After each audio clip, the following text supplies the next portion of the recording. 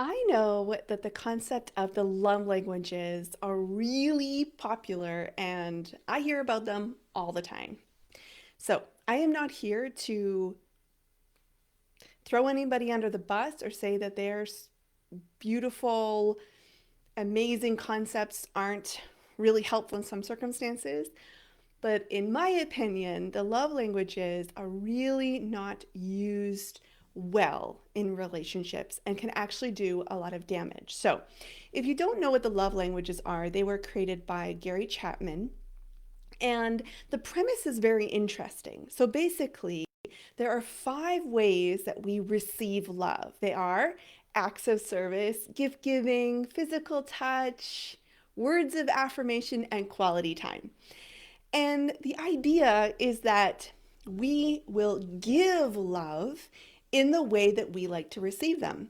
But that's problematic because everyone has different love languages.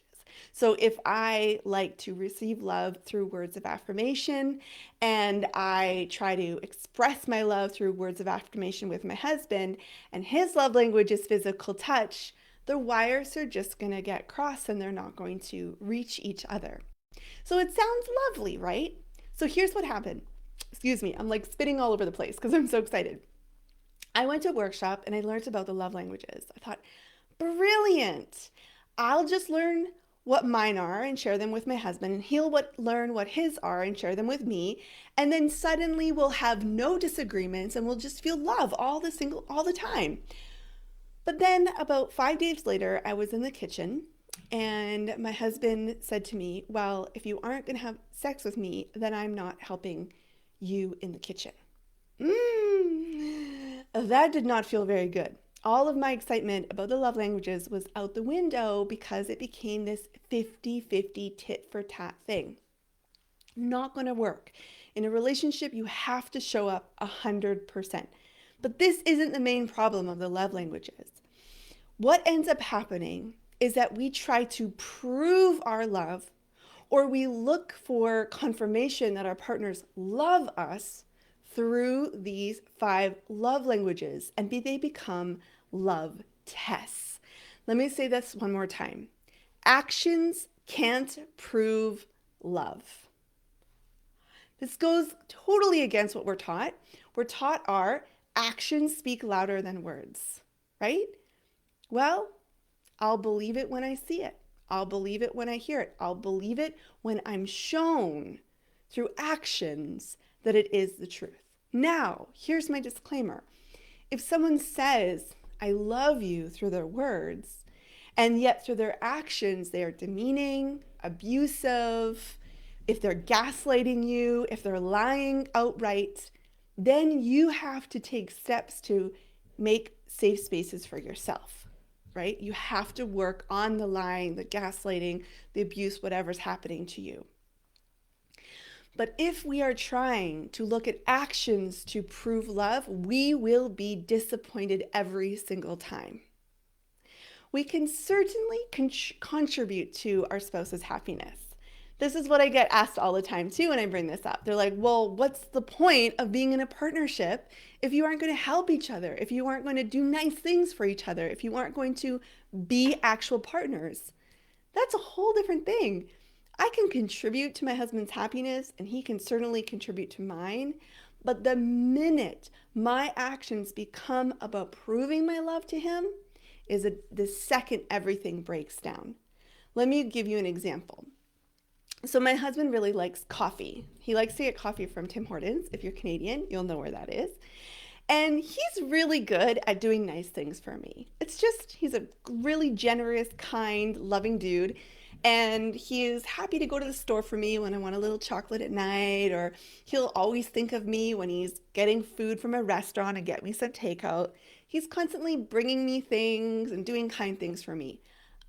It's just not in my nature. I don't think about this very often.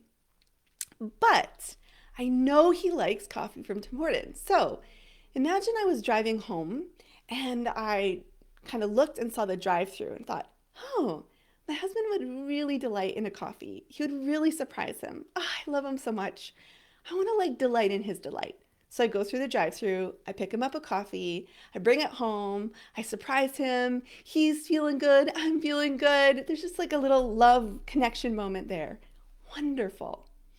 Now imagine if I had driven by this same drive-through and I thought, oh, if I don't get my husband coffee, I'll come home and he'll think that I don't love him. And no matter what I say, he'll constantly look at this action to prove that I don't love him and that I don't care about him. And he'll be sulky. Oh, I better go get that coffee. Same thing with anything else.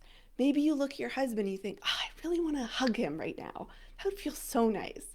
His soft skin, his warm embrace. We'll just have a little minute in the living room amidst all the chaos together. And then you go hug him. And it feels nice, and you both are feeling like that connection together. Versus if you look at your husband and think, I have to go hug him. If I don't hug him, then he's going to get sulky. He's going to say that I don't love him. It's going to have a blow up fight later on today. Oh, I better go hug him. One is about choice, about freedom, about wanting, and the other is about expectation and feeling suffocated and having that obligation on our shoulders. That's not love. That's not love. You can call it whatever you want, but it's not.